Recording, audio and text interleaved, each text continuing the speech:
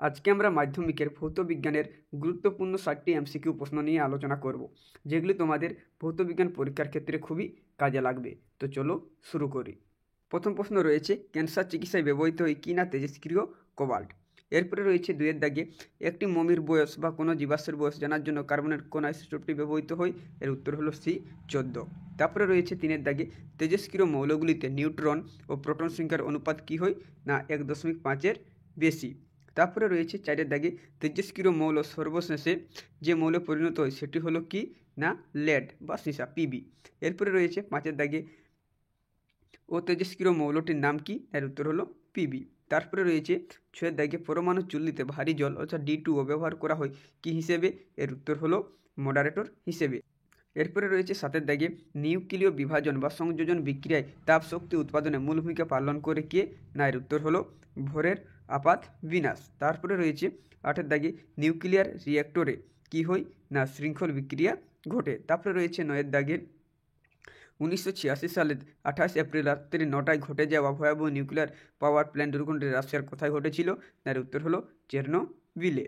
এরপরে রয়েছে, সুপরিবাহী রোধাঙ্ক বৃদ্ধিতে উষ্ণতা কী হয় না বৃদ্ধি পায়। তারপরে রয়েছে 2-এর দাগে, ফিউজ তার কোন ধাতু দিয়ে তৈরি না টিনো সিসার।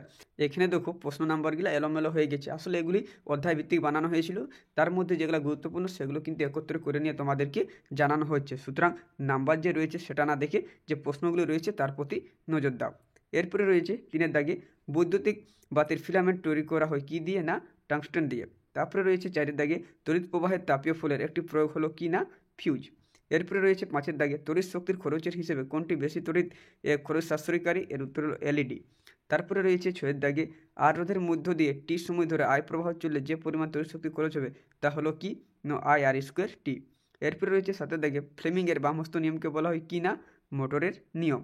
তারপরে রয়েছে 8-এর দাগে, ওরস্টেড এর নীতিকে কাজে লাগিয়ে তৈরি করা হয়েছে কি না বৈদ্যুতিক মোটর। এরপরে রয়েছে 9-এর দাগে, লেঞ্জের সূত্রটি প্রদত্ত কোন সংরক্ষণের সূত্র থেকে পাওয়া যায়, এর উত্তর হলো শক্তির সংরক্ষণ সূত্র থেকে।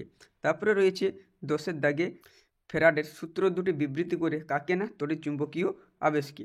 এরপরে রয়েছে 10-এর দাগে, নিউক্লিয়ার রিঅ্যাক্টরে নিয়ন্ত্রিত নিউক্লিয় বিক্রিয়ায় যে উৎপন্ন যে পদার্থটির সংখ্যা নিয়ন্ত্রণ করা হয় সেটি হলো কি না নিউট্রন। তারপরে রয়েছে, কঠিনের মধ্য দিয়ে তাপ পরিবহনের হার কঠিনটির 2 পৃষ্ঠের উষ্ণতার পার্থক্য বৃদ্ধি পেলে কি হয় না বৃদ্ধি পায়। তারপরে রয়েছে, কোনটির তাপ পরিবাহিত সবচেয়ে কম, এর উত্তর হলো পারদ। তারপরে রয়েছে, কঠিনের আয়তন প্রসারণ নির্ভর করে কিসের উপর না এখানে যে উপরে 3টি অপশান রয়েছে সবগুলিরই উপর। তারপরে রয়েছে 4-এর দাগে রয়েছে, কঠিনের মধ্য দিয়ে তাপ পরিবহনের হার কঠিনের প্রস্থের ক্ষেত্রফল কি হয় না বৃদ্ধি পায়। এরপরে রয়েছে 5-এর দাগে, নিচের কোনটি তাপের কুপরিবাহী, এর উত্তর হলো রবার। তারপরে রয়েছে আবার, প্রদত্ত কোনটি একটি সম্পৃক্ত হাইড্রোকার্বন, এর উত্তর হলো C2H6। এরপরে রয়েছে 2-এর দাগে, প্রদত্ত কোনটি জৈব ভঙ্গুর পলিমার নয়, এর উত্তর হলো টেফলন।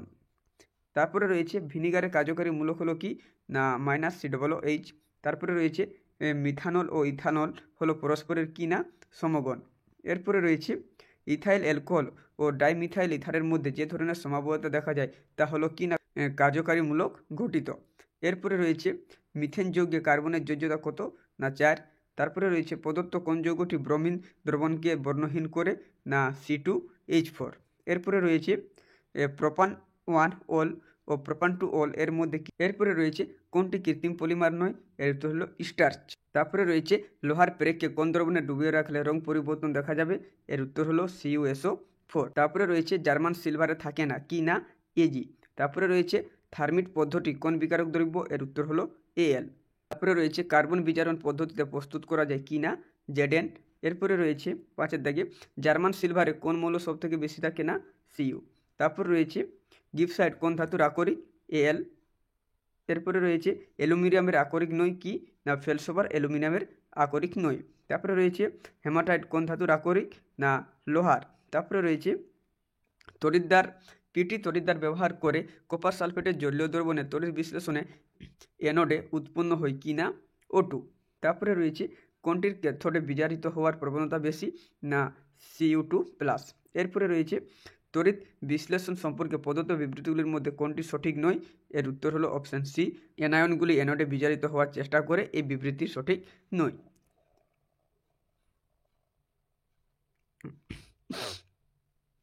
তারপরে রয়েছে, কোনটি তড়িৎ অবিশ্লেষ্য পদার্থ? এর উত্তর হলো কার্বন টেট্রাক্লোরাইড। টিনের প্রলেপনে ব্যবহৃত তড়িৎ বিশ্লেষ্য পদার্থ কি?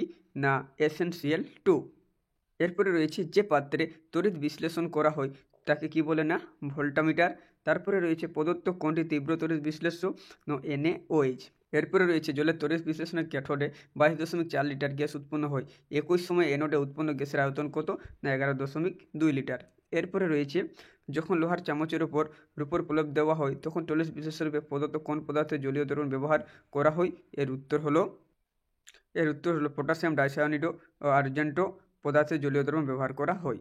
এরপরে রয়েছে দন্ত চিকিৎসকের দর্পণ কী প্রকৃতির? এর উত্তর হলো অবতল। এরপরে রয়েছে গলীয় দ্রবণের মেরু কাকে বলে? না কোনো গলীয় দ্রবণের মধ্যবিন্দুকে। এরপরে রয়েছে গাড়ির হেডলাইটে কোন ধরনের গলীয় দর্পণ ব্যবহার করা হয়? এর উত্তর হলো অবতল।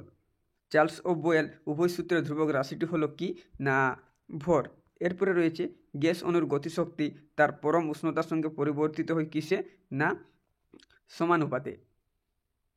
এরপরে রয়েছে 27 ডিগ্রি সি তাপমাত্রায় পরম স্কেল হবে কত? না 300 কে। তারপরে রয়েছে 12.046 × 10⁻23 নাইট্রোজেন অণুর ভর কত? না 56 গ্রাম।